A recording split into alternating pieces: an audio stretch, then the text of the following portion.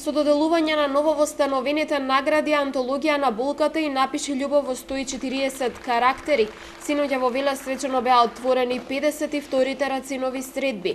Жири комисијата одлучи дека Рамадан Рамадани ја поставил најдобрата љубовна порака на распишаниот конкурс за Твитер заедницата.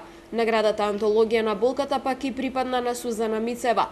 Според жири комисијата, токму нејзиното дело Мостот на копнежите е најдобрата дебитантска необјавена поетска збирка љубовна поезија од современ автор. Оваа награда ја чувствувам не само како себе афирмација или како импонирање на мојот труд, на мојата работа, туку можам да ви кажам дека наградата ја чувствувам и како победа на својата внатрешна плашливост и како победа на поетот над жената, која што се плашеше можеби од тоа незините лирски треперења да излезат во стварноста. Во рамки на манифестацијата беше поставена изложбата на дела од одржаните грнчарски средби 2015-та.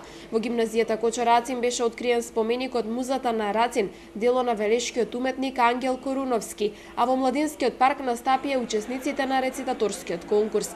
Велешани му оддадоа почит на поетот и револуционер Кочо Рацин пред спомен одбележието во дворот на гимназијата. Посвеченото отворање содржа и проекцијата на филмската поема Бели мугри во соработка со Кинотека на Македонија. Оваа манифестација повеќе од половина веќе е синоним за културното живење на градот, рече во своето обраќање директорот на Рациновите средби Васил Зафирчев.